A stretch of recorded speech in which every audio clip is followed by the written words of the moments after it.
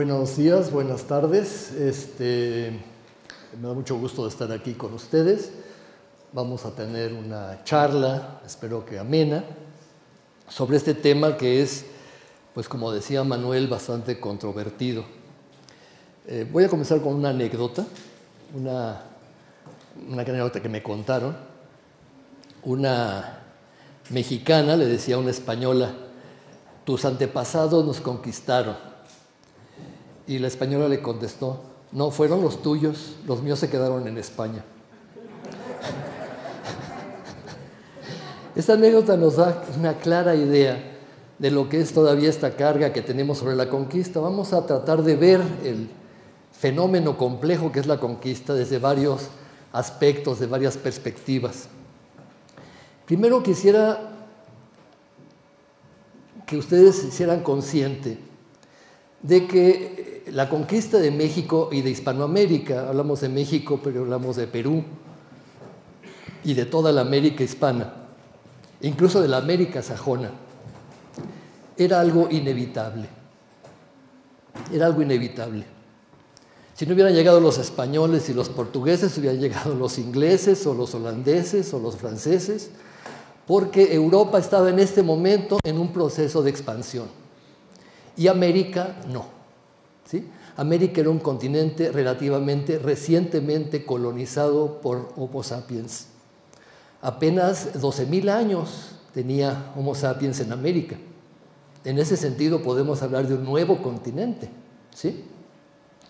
Los europeos habían llegado a un momento de expansión provocado por tres circunstancias.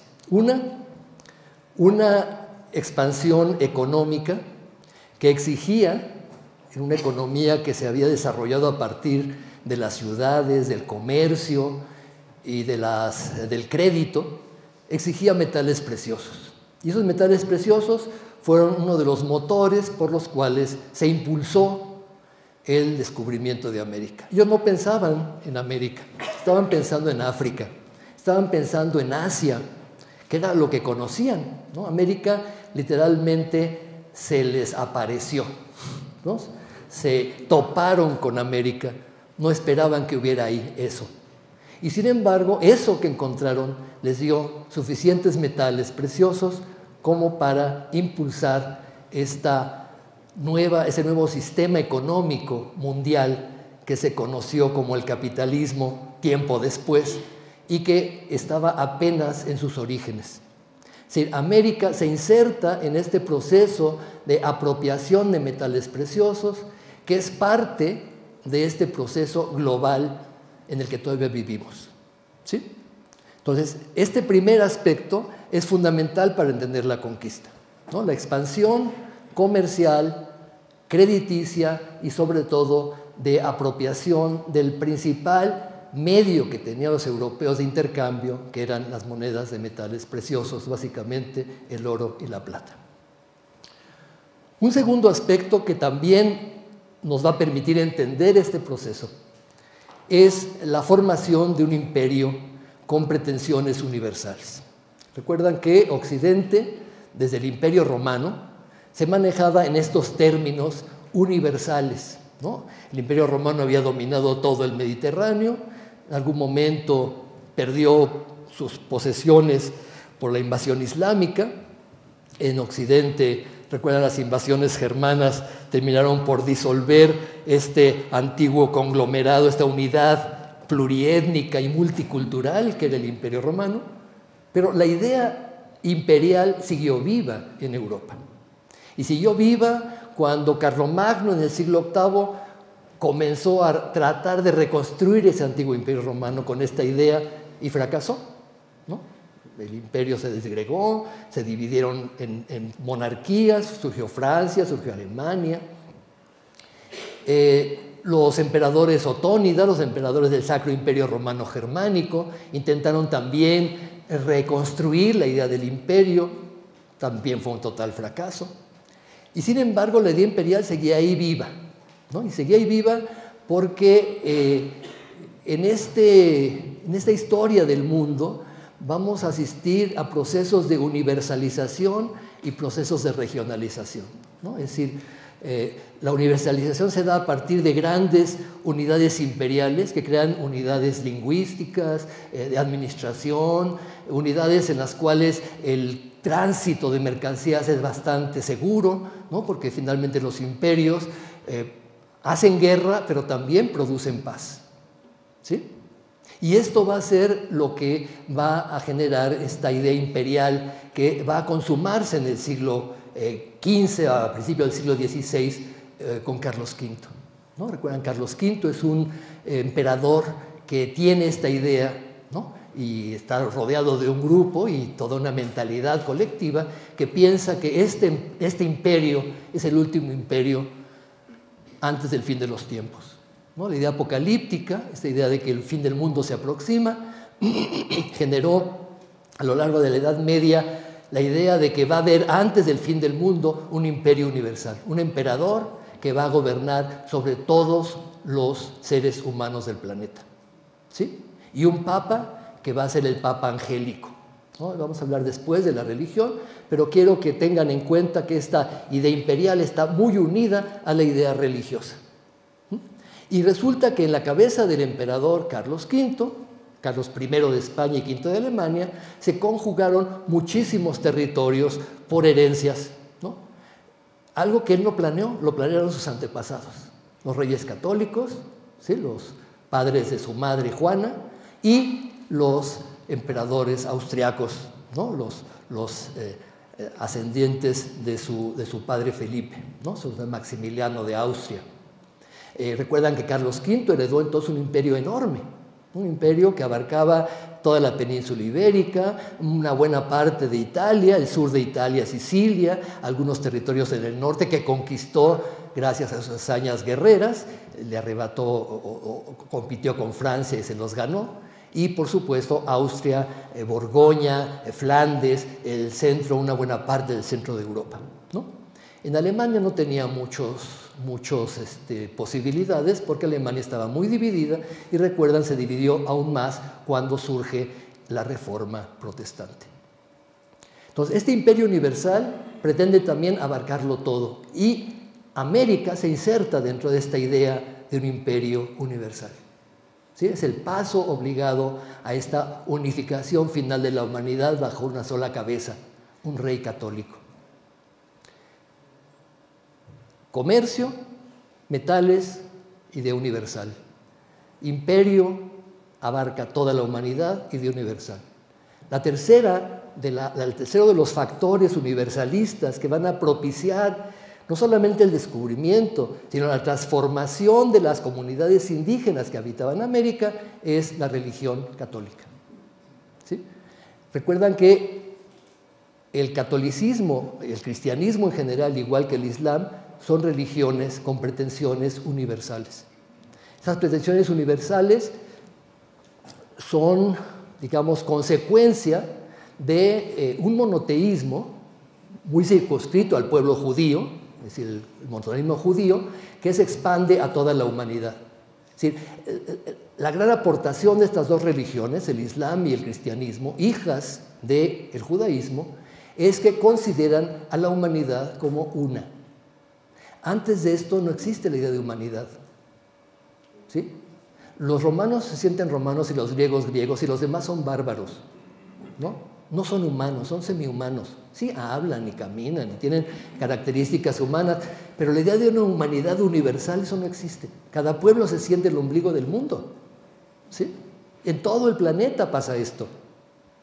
Cuando surge el cristianismo y el islam, surgen como religiones que pretenden que toda la humanidad debe salvarse en sus términos y esa salvación les va a venir únicamente si reciben el mensaje, ¿sí? Y esta idea universal cristiana e islámica va a ser la que va a producir de nuevo esta universalidad. Cuando la Iglesia católica está en un momento de crisis por la Reforma Protestante, se está dividiendo la Iglesia, hay varias iglesias que no obedecen ya al Papa, en ese momento aparece América, y América se ve como la solución a este dilema, ¿no? Los indios americanos van a llenar los espacios celestiales que han dejado los protestantes y todos los enemigos de la fe. ¿no? Esta idea universal cristiana, católica, es una idea también muy combativa, ¿no? Recuerdan en este concepto de que Dios es un Dios de los ejércitos y las fuerzas del mal están luchando contra las fuerzas del bien. Y esas fuerzas del mal están representadas por los herejes, protestantes, judíos, por los musulmanes y por los idólatras. Recuerdan las grandes campañas que desde Carlos V y después con Felipe II se hacen contra el turco, forman parte de esta cruzada, ¿no? Las grandes campañas que se hacen contra Inglaterra, Holanda, etcétera, son parte de esta campaña. Y por supuesto, cuando en América se descubre que los indios son idólatras, es decir, veneran a Satanás, la cruzada contra Satanás se prolonga en América. Y parte de la evangelización tiene que ver con esto, ¿sí?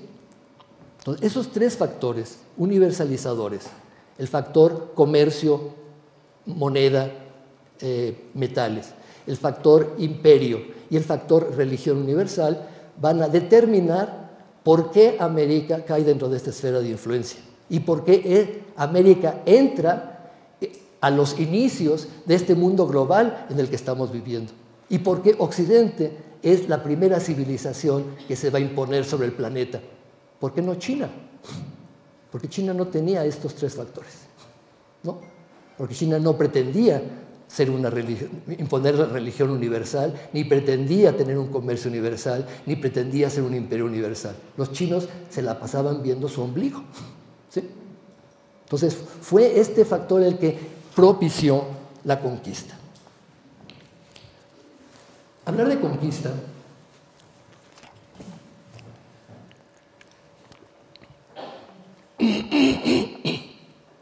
generalmente nos remite a una conquista, ¿no? La conquista de México Tenochtitlan. Decimos México se conquistó en 1521. Esto es una gran mentira, ¿no? Es una gran mentira. La Ciudad de México Tenochtitlan se conquistó en 1521. México como país duró 3 siglos en conquistarse. Y todavía en el siglo XIX continuaba una de las conquistas, la conquista espiritual. ¿Recuerdan un personaje que nos han vendido los gringos en sus películas de vaqueros? Se llama Jerónimo. El señor Jerónimo era un comanche, ¿no? Lo único que tenía que cristiano era el nombre. Fue bautizado en una misión franciscana. Era lo único que tenía de cristiano.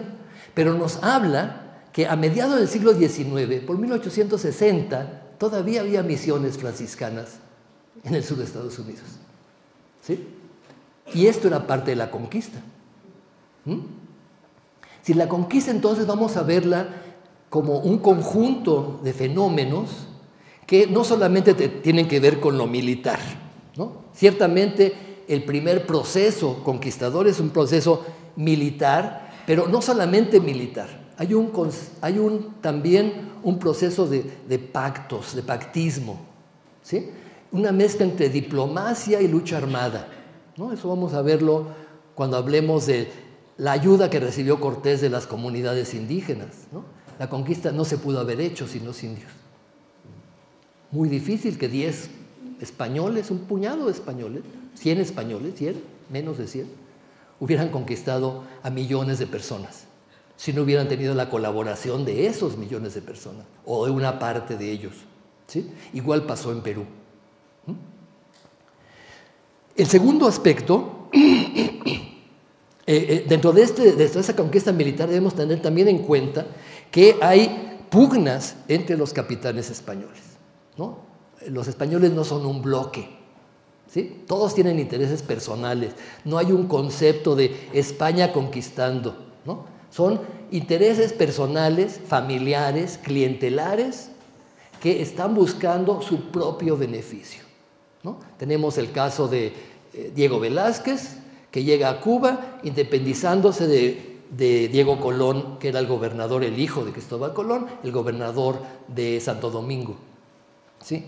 Y lo mismo que hizo él con Diego Colón, lo hizo Cortés con él, ¿no? Después Diego Garay, que era gobernador de Jamaica, ya se había independizado también de Diego Velázquez y andaba buscando tierras donde expandirse por el Pánuco, ¿no? Y después vamos a ver cómo Cristóbal de Olid, que es mandado a Sudamérica, a Centroamérica, a las famosas Ibueras por Cortés, hace lo mismo, ¿sí? Se independiza de su protector para volverse él el conquistador, ¿no? Entonces, este proceso es un proceso muy complejo que no podemos simplificar nada más con decir, llegaron los españoles y conquistaron, ¿no? Sí, hay un conglomerado de españoles con intereses propios. Un segundo aspecto es que la conquista hubiera sido insuficiente, hubiera sido muy difícil conservar a estos pueblos sometidos si no se hubiera dado un proceso casi simultáneo de colonización, ¿no? Colonización que primero significó el reparto de tierras y de indios en encomienda, y después en la fundación de ciudades, ciudades que muchas veces estaban en centros donde no había una población indígena previa, ¿sí? Piensen en Puebla, por ejemplo, o en Oaxaca, o en Valladolid, o en Guadalajara, ¿sí? O poblaciones que eran no muy sobresalientes, como Mérida, donde había un pobre pueblo indígena antes de la llegada de los españoles. Entonces, estas ciudades nuevas van a ser parte fundamental del proceso de conquista, ¿sí? Porque la conquista, insisto, no solamente fue una conquista armada. Estas conquistas también tuvieron que ver con la introducción de nuevas tecnologías, traída de animales de carga y tiro, con la introducción del hierro, de la rueda, en fin, toda una conquista también de tipo tecnológico. Y un tercer aspecto que tampoco podemos olvidar es también lo que se ha denominado la conquista espiritual, es decir, la cristianización por los frailes. No podemos entender la cantidad de pueblos indígenas que hay ahora en nuestro país, pueblos poblados, sin entender la labor que los frailes realizaron como congregadores de estos pueblos. Los creadores de esas comunidades son los frailes, ¿sí? Ciertamente había pueblos prehispánicos. Esos pueblos prehispánicos fueron la base sobre las cuales los frailes construyeron los nuevos pueblos coloniales, pero muchas veces los construyeron incluso lejos de los antiguos centros ceremoniales, ¿sí?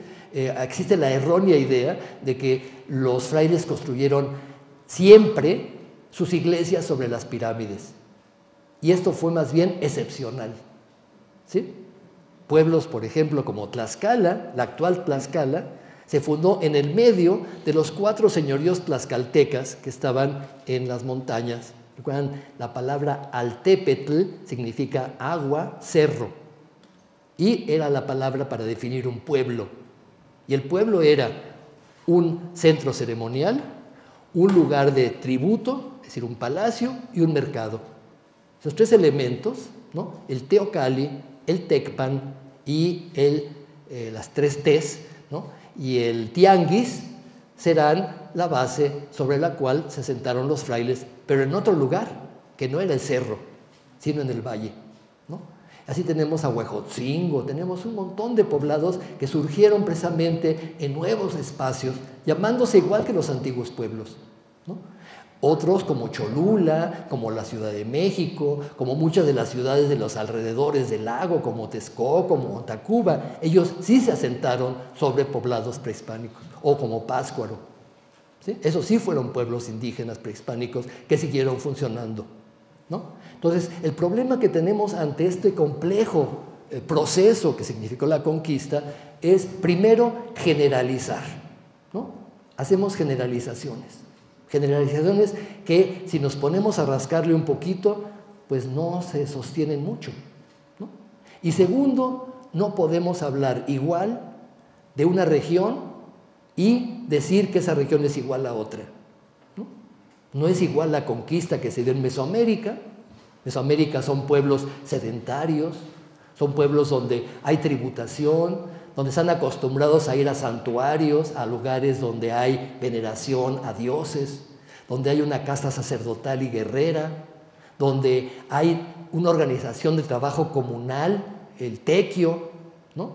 Donde hay tributos.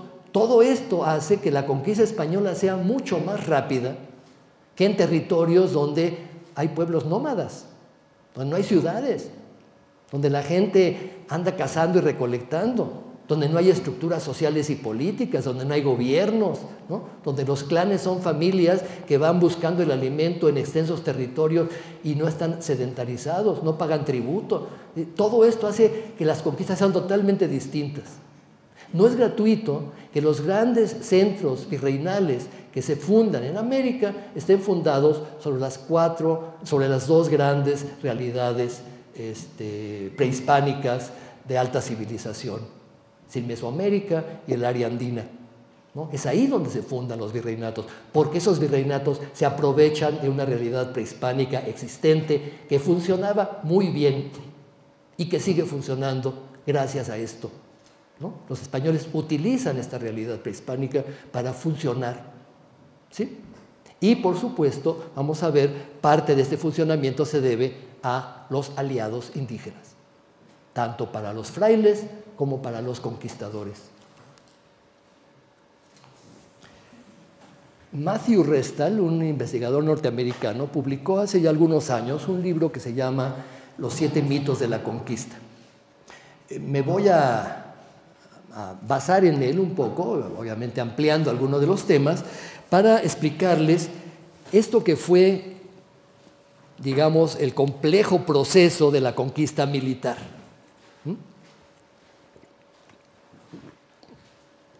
Después vamos a hablar un poco de la colonización y de la evangelización, pero como básicamente nuestra idea de conquista es la conquista militar, ¿no?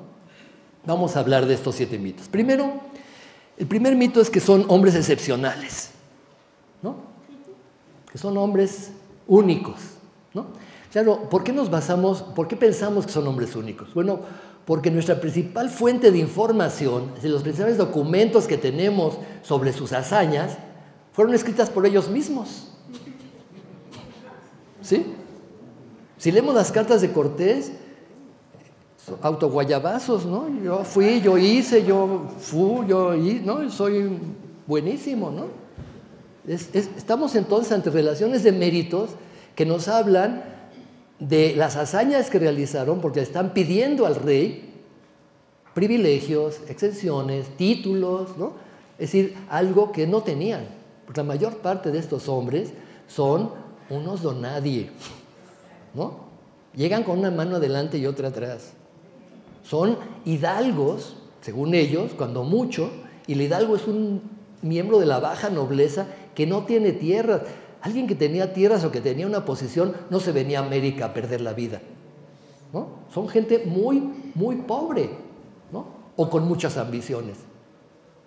Muchos de ellos hijos de campesinos, ¿sí? Y quieren aquí ser señores, quieren reconstruir aquí su idea de lo que debe ser un señor feudal, es decir, tener tierras y tener gente que se las trabaje, ¿no? Porque ellos no vienen a trabajar la tierra, vienen a ganar la tierra y con sus méritos militares van a conseguir eso, ¿no? Y por eso cacarean lo que hacen, ¿no? Recuerdan el dicho, ¿no? No solamente es importante poner el huevo, sino cacarearlo, ¿no? Y ellos son los que hacen, ¿no? Cacarean su huevo, ¿no? Bien todo lo que hicimos, ¿no? Y ahí tienen a Bernal Díaz diciendo, Cortés no fue el único, ¿no? Hay un montón de conquistadores que hicieron muchas cosas y yo soy la voz de ellos, ¿sí? Entonces son relaciones de méritos, ¿no? Tiene que ver también con un sistema muy legalista, ¿no? Recuerdan, todo el sistema español se ha construido a lo largo de la Edad Media a partir del derecho romano y esta idea de que todo debe ser legal, ¿sí? Pero claro, la legalidad se puede manipular. Todos sabemos que las constituciones y las leyes pues no son ciertamente algo fijo, ¿no? Entonces, el legalismo está muy relacionado con esto, ¿no? Es decir, Cortés dice, yo no conquisté, hice un pacto, ¿no? Moctezuma me entregó su reino. ¿Por qué destruir México Tenochtitlan? Porque faltaron al pacto, ¿no? Ellos nos atacaron, nosotros no atacamos, ¿no? Ellos nos encerraron en el palacio de Axayácatl cuando nosotros veníamos de paz. Nosotros veníamos de muy buena modo, ¿no?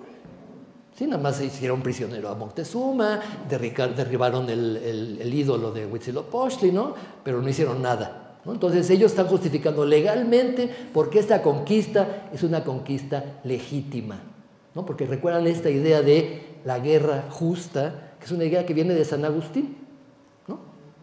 ¿Cómo se justifica una guerra? Si alguien me ataca, me defiendo, ¿no? Para proteger a los débiles, ¿no? Es otra justificación de la guerra justa, ¿no? Los mexicas eran unos bárbaros, tenían sometidos a los pueblos y nosotros venimos a liberarlos, ¿no? La guerra justa está ahí detrás, es el legalismo, ¿no? También se están solicitando cargos. Cortés lo primero que dice, virrey, ¿verdad? Por lo menos, ¿no? Consigue capitán general, pero él quiere, ¿no?, ser el gobernador de estos reinos. Y premios, los premios son tierras y encomiendas. Las encomiendas son indios, para que trabajen y tributen. No se les dan los indios, se les da el trabajo y el tributo de los indios. Porque los indios, en teoría, de nuevo legalmente, son hombres libres, vasallos del rey de España.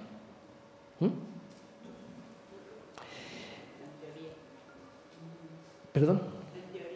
En teoría. Por eso dije en teoría. Un segundo mito es que los ejércitos que llegan son los ejércitos del rey, ¿no? Como si el rey hubiera armado. Piensen ustedes que está haciendo Carlos V en este momento en Europa, ¿no? Está armando ejércitos plurinacionales, pluriétnicos, multilingüísticos, ¿no? Cuando el saqueo de Roma en 1537 es saqueado por los ejércitos de Carlos V, ahí hay protestantes, hay alemanes, hay suecos, hay suizos, hay ingleses, hay franceses, hay catalanes, hay italianos. Todo el mundo está metido ahí, ¿no? Y dejan grafitis en el Vaticano, y aquí estuvo Hans, ¿no? Son gente que está formando un ejército regular. Pero los que llegan a América no son un ejército, ¿no? Son aventureros. Son gente que tiene sus propios intereses, ¿no?, personales, familiares. Muchas veces vienen con sus primos, ¿no? Igual que, pues, como pasa siempre, ¿a quién voy a llamar? Pues a mi familia, ¿no? Cortés viene con sus primos. Cuando llegan a las Antillas, recuerdan, hay una conquista previa en las Antillas. Cuando están en Santo Domingo, en Jamaica, en Cuba, lo primero que hacen es llamar a sus parientes, ¿no?, para tener a su núcleo familiar y apoyarse mutuamente. Sus afanes son dos: buscar oro, ¿no? Por eso el afán de oro, ¿no?, está el tesoro de Moctezuma, y gloria. Recuerdan que todos estos hombres vienen inspirados por la novela de caballería, ¿no? Vienen inspirados por las grandes hazañas de los caballeros andantes, ¿no?, que salvan princesas, luchan contra dragones, ¿no? Se la pasan haciendo hazañas, ¿no? Van a la cruzada, ¿no? Eso es lo que los alimenta, ¿no?, su literatura. Conseguir gloria para el futuro y oro para el presente. Un tercer mito es que todos los conquistadores son españoles. ¿Sí? Pues no. ¿Sí? Muchos son andaluces, sí, el grueso del ejército, entre comillas, de Cortés, son extremeños, ¿no? Todos parientes, ¿no? El mismo Cortés era pariente de Pizarro, el conquistador de Perú. El conquistador de Yucatán, Montejo, era también de esos aliados cercanos. Todos proceden de estas villas de Medellín, de Trujillo, estas villas de Extremadura, ¿no? Todos se conocen, pueblos chicos, ¿sí? Pero muchos no son. Por lo pronto tenemos algún griego por ahí, ¿sí? Tenemos también italianos, ¿no? Igual que estos que llegaron con Colón y Américo Vespucci, todos estos también. Hay muchos italianos que pertenecen al imperio, ¿no? Y después tenemos negros, vienen esclavos, y en las batallas los esclavos se defienden e incluso a veces protegen a sus amos y se ganan su libertad, ¿no? Y resulta que tenemos conquistadores negros, africanos, que reciben encomiendas, ¿sí? Reciben encomiendas. Hay un conquistador negro que hace una capilla a los mártires, ¿no?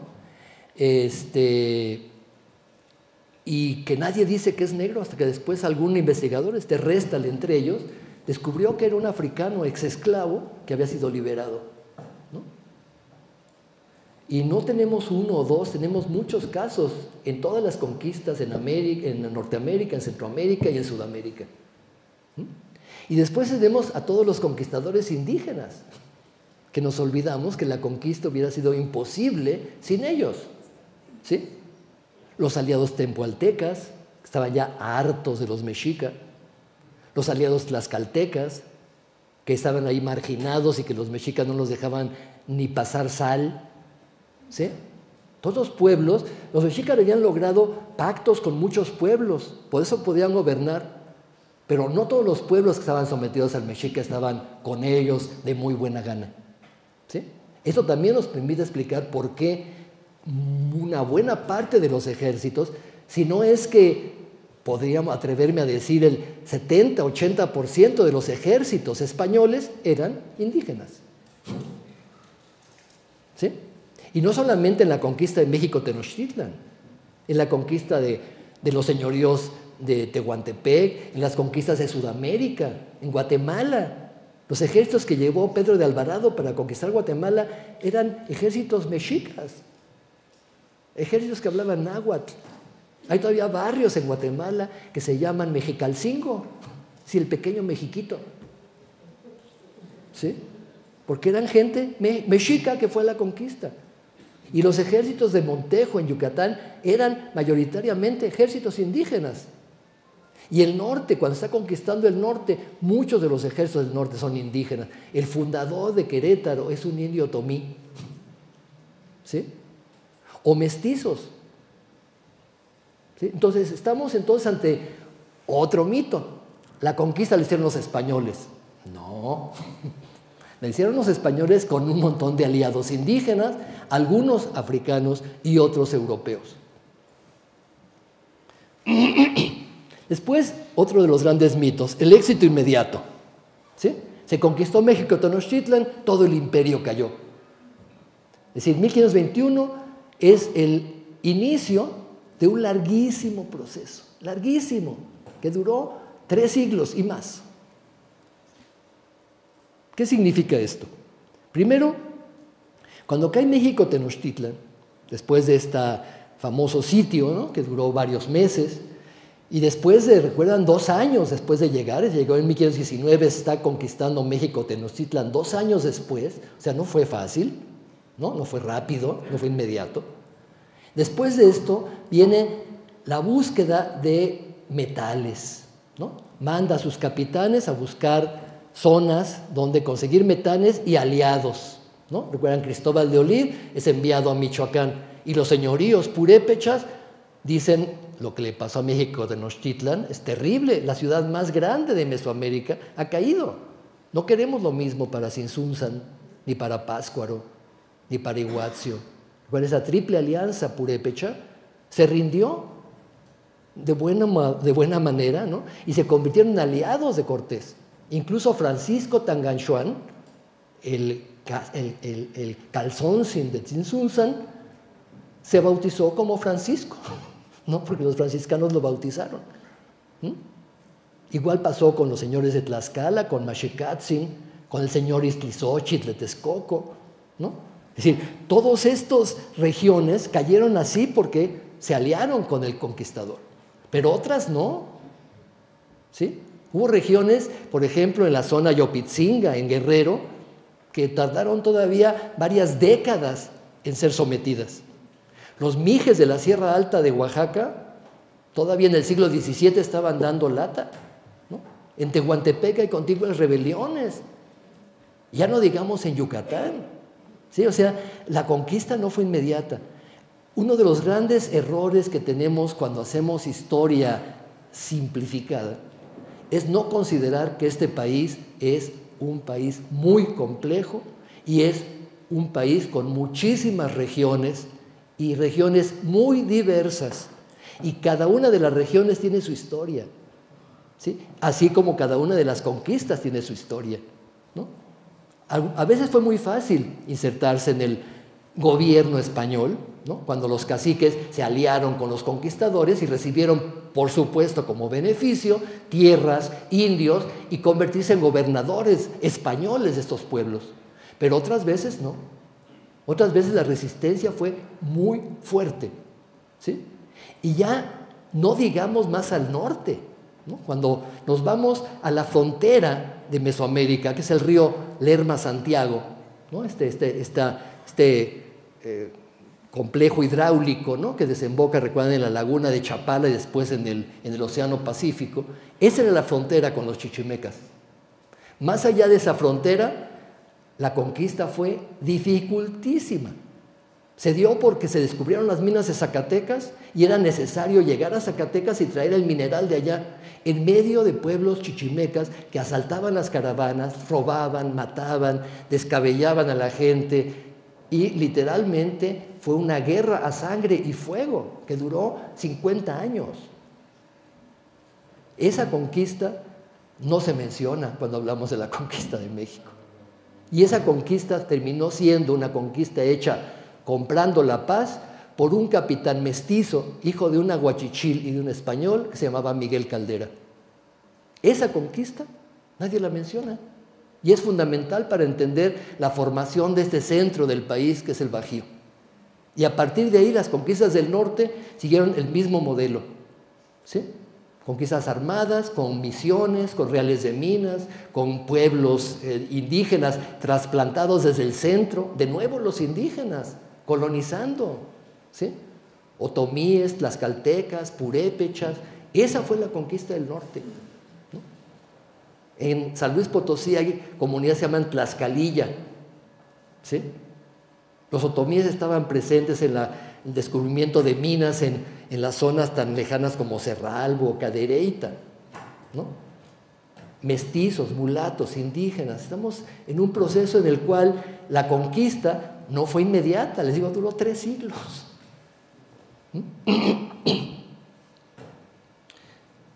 El otro gran mito, el quinto mito, ¿no? El quinto mito es: la comunicación fue eficaz, ¿no? ¿Qué significa esto? ¿Qué es comunicarnos? ¿No? Comunicarnos primero es tener un código común, no solamente una lengua común, sino un código común, ¿no? Todos aquí estamos hablando y entendiendo el castellano, ¿sí? Aquí estamos en un acto comunicativo porque tenemos códigos comunes y una lengua común, ¿no? Imagínense que llegan los marcianos, ¿no? Hablando marciano, ¿no? Con códigos totalmente distintos a los nuestros. Claro, los indígenas eran humanos y por lo tanto teníamos códigos comunes como humanos, ¿sí? Pero la comunicación de lenguas tan distintas es de por sí difícil, ¿no? Ahora imagínense, llega Cortés a las playas de Campeche, de Bacalar, de la zona del actual Quintana Roo. Se encuentra a 2 náufragos de expediciones anteriores, ¿no? Uno ya es completamente maya, ¿no? Gonzalo Guerrero. Él ya está hecho un maya, ¿no? Está moreno por el sol, tiene hijos mayas, está casado con una maya, y él dice: yo no me voy, porque tengo mi vida, ¿no? Y el otro, que era medio clérigo, parece, dice: sí, yo sí voy, yo ya no quiero los mayas, ¿no? Y habla maya y castellano, por supuesto. Se topan después con la Malinche, ¿no? Recuerdan, la Malinche la regala. La Malinche ve en una zona donde se habla maya y náhuatl. Parece que su lengua madre era el náhuatl, pero una versión del náhuatl, ¿no? Y hablada la lengua maya que se hablaba en Acalan, es en un señorío que está en la laguna de Términos, y que no era el mismo maya que hablaban los mayas que estaban en Quintana Roo. Mucho ojo, ¿sí? Es decir, las lenguas tienen una gran cantidad de variantes lingüísticas, ¿sí? Nosotros hablamos castellano y somos de la misma familia lingüística que el francés, pero ¿ustedes le entienden francés si no saben? ¿Sí? El italiano, más o menos el portugués, por ahí, ¿no? Bueno, el catalán, ¿no? Pero nos cuesta trabajo, ¿no? O sea, así pasaba con los mayas, con los nahuas, con los zapotecos, con los mixtecos. Hay variantes lingüísticas, a veces muy pronunciadas, ¿sí? Ahora imagínense estos dos personajes, ¿no? La Malinche y Jerónimo de Aguilar, llegando a Totonacapan, ¿no? Donde los totonacas, no todos hablan náhuatl, hablan totonaco, ¿no? Entonces, ustedes han jugado el juego de ese teléfono descompuesto, ¿no? Pues era esto, ¿no? Cortés se quiere comunicar con los totonacas, ¿no? Hay un intérprete de totonaca que habla náhuatl. El náhuatl se lo traduce la Malinche, la Malinche le traduce del maya al náhuatl y del náhuatl al totonaco. Y eso pasó para el español. Imagínense este paso de ida y vuelta, ¿no? Solamente es tardadísimo, sino además, ¿quién sabe lo que entendieron? ¿Quién sabe lo que entendieron? ¿Sí? Hubo una comunicación eficaz, ¿sí? Pues el elemental, sí, ¿no? El náhuatl, igual que el castellano, son lenguas muy complejas, sumamente complejas, ¿no? Hay variantes, hay dobles sentidos, el náhuatl es una lengua sumamente reverencial, ¿no? Dice Restal, tiene una anécdota muy chistosa, cuando Moctezuma le dijo, estás en tu casa, pues es reverencial, como nosotros decimos, estás en tu casa, y Cortés se lo tomó en serio. ¿Sí? Porque para él estar en mi casa es mi casa, sí, gracias, ¿no? ¿Me estás entregando tu reino? ¿No? Sí queda claro. Esto es un gran problema en la conquista, ¿no? Y fue un gran problema después, los intérpretes. Recuerdan que hay un dicho italiano que se dice traduttore traditore, ¿no? El que traduce traiciona, ¿sí? Los frailes que llegan, el proceso de evangelización, ¿no? Llegan y comienzan a predicar en castellano, pues nos hablan señalando el cielo, hablando en castellano a señas, ¿no? Los indígenas han dicho, estos loquitos, ¿quiénes son? ¿No? No andan a caballo, andan descalzos, están medio chiflados, ¿no? Los han de haber mandado a los locos aquí para deshacerse de ellos. Y resulta que cuando esos frailes se dan cuenta de que nadie entendía nada, comienzan a traerse a los niños, ¿no? Y comienzan a enseñarles castellano y comienzan a medio aprender las lenguas indígenas, pero muy pocos, quizás Sagún, Durán, que vivió de niño en la calle, ¿no? Llegó jovencito a Nueva España y aprendió náhuatl con sus amiguitos jugando en la calle, ¿no? Salvo Molina, Durán o Sagún, la mayor parte de los frailes no llegaron a dominar lenguas indígenas. Les costaba mucho trabajo. La tele, para los españoles les sigue costando trabajo la tele, ¿no? Dicen alante, ¿no? Atlante. Imagínense, el náhuatl está lleno de tele, ¿no? O, ¿cómo se llama esto?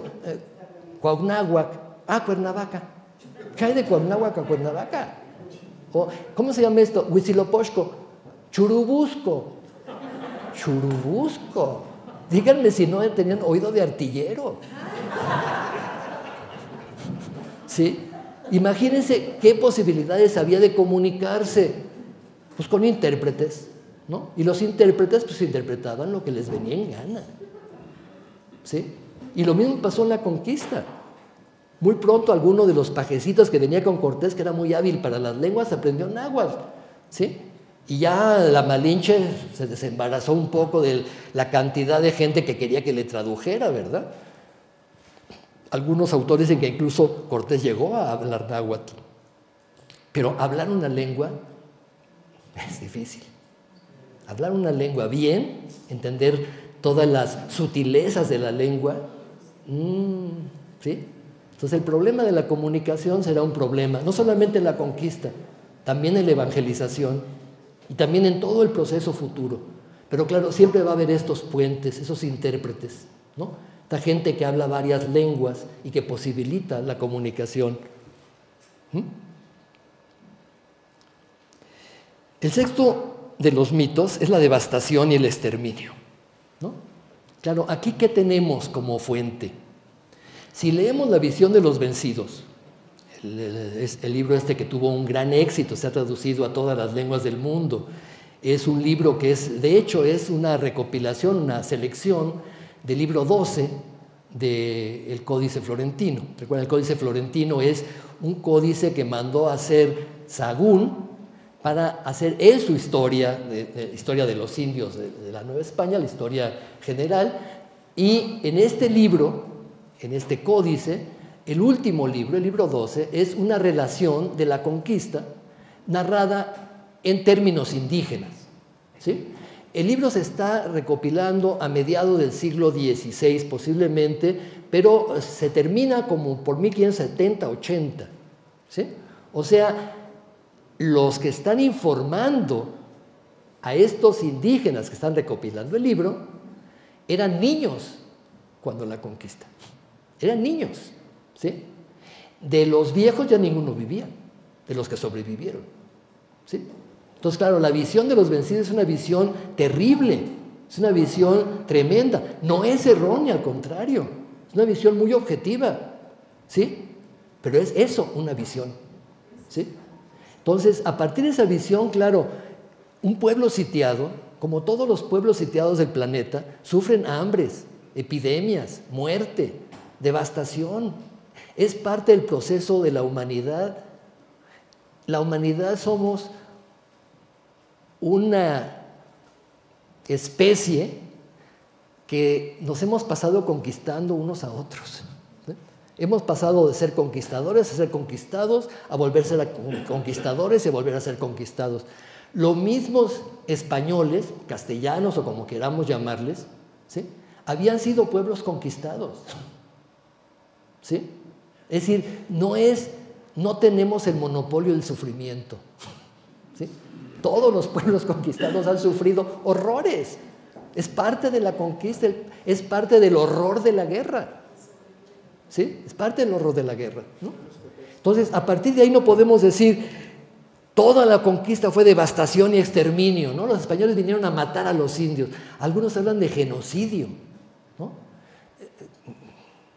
No podemos comparar lo que hizo Hitler en el Holocausto, que fue una conciencia de exterminio de un pueblo, es decir, por razones étnicas, a algo que sucedió como una conquista y que, por supuesto, a los españoles lo que menos les convenía es que los indios se murieran, porque son sus trabajadores, son su fuerza de trabajo. ¿Cómo van a exterminar a su fuerza de trabajo? Es absurdo, ¿sí? No sé si queda claro esto, ¿no? Devastación, exterminio. Sí, la conquista, toda conquista es exterminio y devastación. Pero a los españoles lo que les interesa es que estos indios trabajen para ellos. Y a los frailes lo que les interesa es que esos indios se conviertan y se salven. ¿Sí? Sí queda claro esto entonces, ¿no? El proceso conquistador es un proceso, como todo proceso conquistador, terrible, devastador. Pero la mayor devastación no vino de los humanos, vino de los microorganismos. ¿Recuerdan? La conquista fue una conquista de los microbios, ¿sí? Los americanos habían estado aislados durante milenios del viejo continente. Se habían quedado aislados, ¿no? Cuando el estrecho de Bering deja de ser un puente de hielo, ya no pasaron más gentes, ya no pasaron, ¿no? Y estas comunidades de humanos que vivieron en América desarrollaron anticuerpos para las enfermedades de América. No es que no hubiera aquí enfermedades. El gran mito de que el México prehispánico estaba libre de enfermedades. Sí, ¿cómo no? ¿Cómo no? ¿Sí? Todas las enfermedades, las malarias, todas las enfermedades terribles de los trópicos. Los españoles caían como moscas en los trópicos, ¿no? Entre las serpientes, las niguas, las arañas, las tarántulas, y todos los insectos que los picaban y que les transmitían enfermedades terribles, la fiebre amarilla, todas enfermedades transmitidas por los mosquitos. Esas enfermedades existían en América y no existían en Europa, ¿sí? Pero Europa llevaba milenios también de crear anticuerpos para los virus que se estaban produciendo en Europa. Recuerdan que además, a diferencia de América, en Europa se desarrolló una extensa actividad ganadera desde el Neolítico. Y una parte importante de las enfermedades que se tenían en el viejo continente provenían de los animales. La fiebre aviar, todas las transmisiones de gallinas, borregos, cabras, vacas, las vacas locas, todo esto eran enfermedades que existían en Europa, sobre todo por su fuerte contacto con animales domésticos, que no había en América, ¿no? Bueno, en América tenían perros y guajolotes, ¿no? ¿Sí queda claro? Entonces, claro, los europeos traen genéticamente un ADN ya preparado. Acaban de pasar una terrible epidemia en el siglo XIV, la peste negra. Los que se murieron, ¿sí? Los que sobrevivieron heredaron su gene sobreviviente a sus descendientes, ¿no? Llegan a América y los indígenas no tienen anticuerpos para esas enfermedades, ¿no? En Europa la viruela, sí, te quedabas cacarizo, pero a veces sobrevivías a la viruela. Aquí era mortal, ¿sí? La viruela, el sarampión, todas esas enfermedades que en Europa más o menos estaban erradicadas. Muchísima gente se moría también en Europa. No piensen que Europa también ya estaba libre de enfermedades, ¿no? La mortandad infantil es brutal, ¿sí? Hasta el siglo XX podemos decir que la humanidad está recuperándose, ¿no? Para nuestra desgracia, porque ya somos demasiados. Pero en aquella época las epidemias eran la forma regular de equilibrar el sistema, ¿no? Faltan alimentos, se muere la mitad, ¿sí? ¿Sí queda claro? Entonces tampoco es algo excepcional. Toda conquista trae consigo estas consecuencias, y en América especialmente porque los indígenas no tenían los anticuerpos para protegerse de estas infecciones que llegaron de Europa, ¿sí?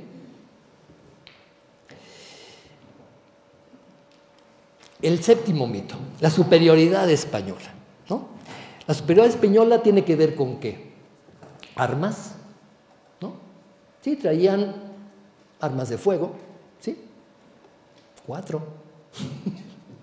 Imaginen ustedes un fusil, y los fusiles como eran antes, ¿eh?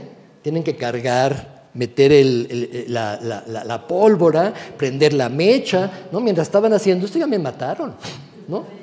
No son las ametralladoras de ahora, ¿verdad? Que puedo matar a 50 de un tirón. No. Matar a uno costaba trabajo si le atinabas, ¿no? Entonces eso de que las armas de fuego fueron... Sí, a lo mejor mataron a 4, pero había miles, ¿sí? Las bombardas. ¿Recuerdan estos cañoncitos que traía también Cortés, no? Claro, a los indígenas los impactó en la visión de los vencidos. Se dice, ¿no? Son como bolas de fuego que salen del cañón y revientan el árbol, ¿no? Y como que revientan el cerro, ¿no? Y truenan y queda oliendo a polvo, ¿no? A ceniza, ¿no? Todas esas descripciones son aterradoras, pero traen 2 bombardas, 3. ¿Sí? Es decir, sí. Pero aquello de que se la creyeron cuando llegaron, según los mitos, de que eran blancos, pero adoraron a dioses, se la creyeron, también para aprovechar. Sí, pero también ese es un mito, ¿eh? Es un mito, ¿no? Piensen, por ejemplo, que en toda la humanidad hay albinos. Todos los humanos, incluso hasta los negros, tienen seres que nacen con falta de melanina, ¿no? Y el albinismo es algo general en todos los seres humanos del planeta, ¿no? Ver a un albino o ver a tantos albinos tampoco es sorprendente, ¿no? Se dieron cuenta además muy pronto de que se morían, no eran dioses, ¿no? De que los herían y se morían, ¿no? Los caballos, sí, los caballos pudieron impactar, al principio pudieron impactar, ¿no? Los animalotes enormes, tampoco eran tan grandes, ¿eh? Entonces pensamos en los caballotes, ¿no? Eran un poco más que un pony, ¿no? Sí, es decir, nosotros tenemos el concepto de nuestra estatura media actual, que por la alimentación, por la genética, pues, hemos crecido, ¿no? Pero si nosotros vemos, por ejemplo, las armaduras de los españoles, 1.60, no, eran chaparritos, y los indígenas andaban por ahí, ¿sí? Bueno, o sea, tampoco estamos en gigantes, ¿verdad? Es decir, estamos ante, sí es cierto, hubo una cierta, digamos, impacto primero, ¿no? Las armas de fuego, los caballos, ¿no? Los perros jadeantes, lo que describe la visión de los vencidos, ¿no? Estos perros que andaban jadeando y ladrando por todos lados, ¿no? Que después, recuerdan, los españoles se utilizaron como armas de guerra, ¿no? Pero eso tampoco pudo haber sido tan impactante, ¿no? Quizás fue más impactante el hecho de un poco el pesimismo de la visión prehispánica de los ciclos, ¿no? Sí, los ciclos terminan por destruir el mundo y viene un nuevo mundo, un nuevo ciclo, ¿no? Quizás también la idea de Quetzalcóatl que regresaba para vengarse, ¿no? Es multifactorial el fenómeno, ¿no? Pero eso de sostener que hay una superioridad española, pues no. Yo creo que primó más en la conquista y en el éxito de la conquista la desunión entre los pueblos indígenas, ¿no? Porque no se sienten mexicanos, ¿no? No hay un concepto de México, vamos a defender a México contra... ¿no? Los mexicas se sentían mexica, y los totonacas, totonacas, y los zapotecos, zapotecos, ¿no? Y además era una zona, Mesoamérica, de continuas guerras, ¿no? Tampoco nos imaginemos una Mesoamérica como nos la pinta, ¿no? Flor y canto, todo era flor y canto, ¿no? Estábamos casi en el paraíso terrenal y vinieron estos a destruir nuestro paraíso terrenal. No había enfermedades, todo era paz, peace and love, ¿no? Todo era armonía, ¿no? Los pueblos se sometieron al mexica porque los mexicas eran buenísimos, ¿no? Eran bondadosísimos. Pues no, eran brutales, una sublevación era ahogada en sangre, ¿sí? Los sacrificios humanos y todo este concepto de la guerra santa, la guerra como algo que es necesario para capturar esclavos vivos para el sacrificio, ¿no? Es decir, era una situación continua de guerra, ¿sí? No nos imaginemos que llegaron al paraíso incontaminado y introdujeron la guerra, ¿no? Es decir, las alianzas en los grupos indígenas con los conquistadores fueron determinantes en el proceso de conquista. Los apoyos que los frailes tuvieron de los jóvenes indígenas que se educaron en sus conventos fueron determinantes para el éxito de la evangelización, ¿sí? Y no podemos olvidar esto, ¿no? Hay una frase que decía un maestro que hay que tomarla con pinzas, pero decía, la conquista la hicieron los indios y la independencia los españoles. Las fuentes que tenemos para el conocimiento de esta época, en general los historiadores nos basamos en fuentes, ¿no? No nos inventamos los hechos como los literatos, ¿no? Nuestras fuentes son básicamente fuentes de la época, ¿sí? Pero esas fuentes tienen que ser interpretadas. No nos podemos creer todo lo que dice la fuente, porque la fuente tiene un contexto, tiene una intención, tiene un objetivo, ¿sí? Entonces, no nos podemos ir con la finta de que todo lo que dice Cortés en sus cartas es cierto, ¿no? Tenemos que, ¿por qué lo dice? ¿Cuándo lo dice? ¿Cómo lo dice? ¿Para qué lo dice? ¿No? Hacer preguntas a la fuente es fundamental para nosotros para poder reconstruir los hechos. Además, es fundamental también contrastar fuentes, ¿no? Porque una fuente da una perspectiva, pero no tengo la otra perspectiva. Por eso es riquísima la información que nos dan las fuentes indígenas. Si la visión indígena de la conquista es fundamental para entender el proceso, porque tenemos la voz del otro, ¿sí? Sí queda claro, ¿verdad? Entonces, reconstruir a partir de todas estas fuentes una aproximación a lo que fue la realidad, nunca podremos saber lo que pasó. Eso olvídense, ¿no? Olvídense, ¿no? Podemos aproximarnos a posiblemente lo que pasó, ¿sí? Eso nos lo dan fuentes como la historia de la conquista de México de Francisco de Gómara, ¿no? O las décadas del Nuevo Mundo de Antonio de Herrera, que son fuentes que se dan a partir de la perspectiva hispana, ¿no? Y por supuesto, como hemos visto, las fuentes indígenas. También hay fuentes españolas que nos dan una versión menos optimista de la conquista. Claro, las fuentes españolas nos dicen, llegamos, convertimos a los indios al cristianismo, Cortés derrocó ídolos, puso imágenes de la Virgen, todos se convirtieron y, bueno, Cortés es el Moisés del Nuevo Mundo, ¿no? Es decir, porque salvó a su pueblo, los indígenas, de la idolatría. Pero hay otras fuentes españolas que nos pintan una conquista bastante brutal. Y la más conocida y la más común y la que se utiliza más para esta famosa leyenda negra de España ¿no?, de que la conquista fue devastadora, brutal, etcétera, es precisamente la obra de Fray Bartolomé de las Casas, ¿no? Ese fraile dominico que fue encomendero en las Antillas, tuvo encomiendas, fue sacerdote en las Antillas, después entró a la orden y se transformó totalmente en un defensor de los derechos indígenas, ¿no? Viajó muchísimas veces a España y elaboró varios textos sobre las barbaridades que estaban haciendo los españoles en América, ¿no? Entre ellos, el más extendido, se tradujo a varios idiomas, fue la brevísima relación de la destrucción de las Indias, ¿no?, donde describe cosas aterradoras que en efecto sucedieron. No podemos vender una historia rosa de la conquista como la que nos da Cortés o la que nos da Gómara, ¿no? Fue brutal, ¿no? Los conquistadores, algunos eran verdaderos psicópatas, ¿sí? Verdaderos psicópatas. Disfrutaban de ver sufrir a la gente, ¿no? Las descripciones que hacen las Casas de Pedrarias Dávila o de otros conquistadores son aterradoras, ¿no?, dignas del mayor horror de la humanidad. Claro, eso también es cierto, es la otra visión, ¿no? Y no es la visión de los vencidos, es la visión de un miembro de los vencedores, un fraile dominico, ¿sí? Tenemos también esta versión de los códices, ¿no?, de los códices y de los testimonios indígenas, como el Códice Florentino o las narraciones que los indígenas hicieron de la conquista. Tenemos, por ejemplo, este códice, uno de los más antiguos, 1533, se conoce como el Códice del Aperreamiento, apenas es una hoja, ¿no?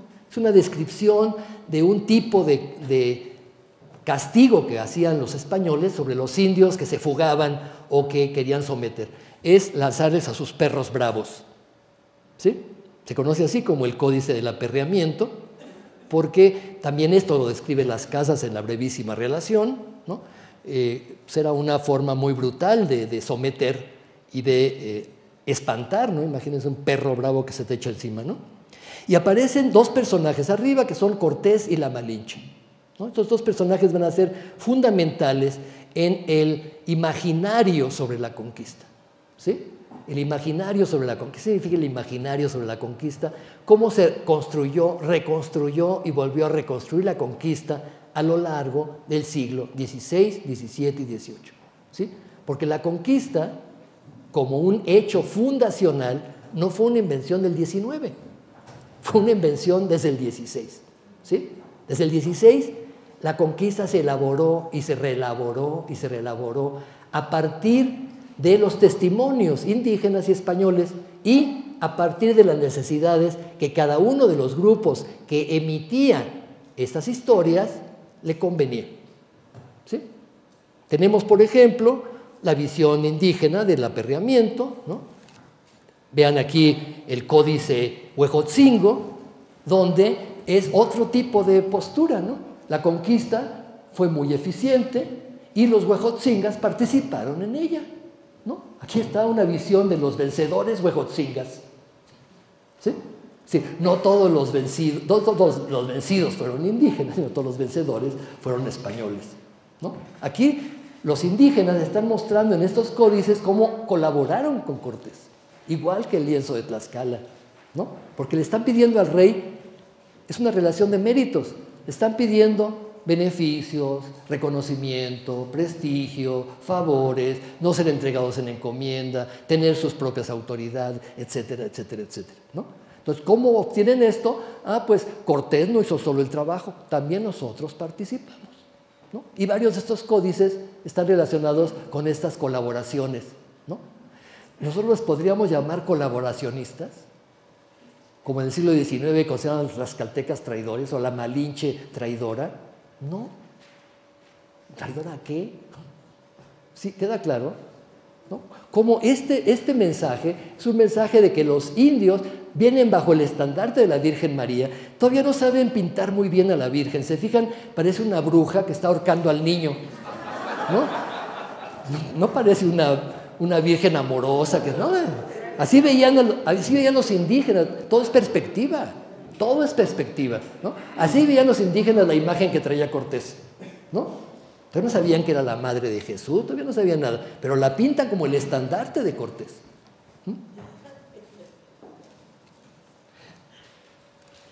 El florentino está muy ilustrado y tiene también varias descripciones de este tipo. Ahí tienen una imagen del florentino con la llegada a las playas de Chalchicueyecan, una imagen del Códice Durán, ¿no? Vamos a ver varias imágenes, ¿no? Tienen el camino. El lienzo de Tlaxcala es muy interesante porque se fijan ahí, por ejemplo, aparecen los cañones, las bombardas, ¿no?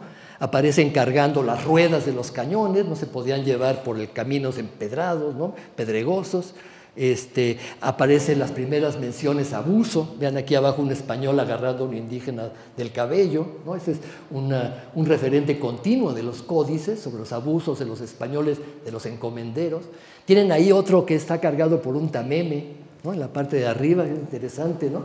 El lienzo de Tlaxcala es uno de los más interesantes documentos indígenas porque en el lienzo de Tlaxcala se nos muestra siempre a los tlaxcaltecas encabezando la conquista, ¿no? Bueno, entonces vamos un poco a concluir para dar pie a preguntas, ¿no? Creo que después de esta visión panorámica que hemos visto, podemos tener claro que primero la conquista como hecho militar fue un hecho que se dio con una gran cantidad de variantes, no terminó con la conquista de México-Tenochtitlan. Todavía 30 años después de la conquista de México-Tenochtitlan se está apenas iniciando la conquista de Yucatán, apenas iniciando, ¿no? En los 30, los 40, Nuño de Guzmán está yéndose a la Nueva Galicia y está comenzando la conquista de los chichimecas. Hay una gran rebelión en 1542 chichimeca, la guerra del Mixtón, que termina por destruir incluso Guadalajara. Guadalajara tiene que cambiarse de lugar hacia más abajo, hacia donde estaba Chapala. Guadalajara estaba mucho más al norte, ¿no? Esta conquista siguió todavía más al norte, creándose Nueva Vizcaya, Nuevo León, Nuevo México. Estos conquistadores que están realizando las conquistas del norte son empresarios, igual que Cortés, ¿no? Si lo vemos como conquistadores, perdemos esta otra dimensión, que es la dimensión del hombre que viene a hacer fortuna y que no la encuentra rascando o robándose el oro de Moctezuma, ¿no? La encuentra descubriendo minas de plata, la encuentra llevando gambusinos, llevando misioneros, llevando ganado, llevando pues todo lo que implica una colonización, ¿no? Es lo que hizo Francisco de Ibarra en la Nueva Vizcaya, o Luis de Carvajal en Nuevo León, o Juan de Oñate en el Nuevo México, ¿no? Son conquistadores, pero al mismo tiempo son empresarios. Están invirtiendo en una empresa, ¿no? Y la empresa les va a redituar muchos beneficios. Y el rey, para obtener dinero de esa empresa, los nombra gobernadores de estos territorios, estos nuevos reinos que se están creando en el norte, que ya no son Nueva España, se llaman Nueva Galicia, Nueva Vizcaya, Nuevo León, Nuevo México. Y después se llamarán Nueva Extremadura y Nuevo Santander, ¿sí?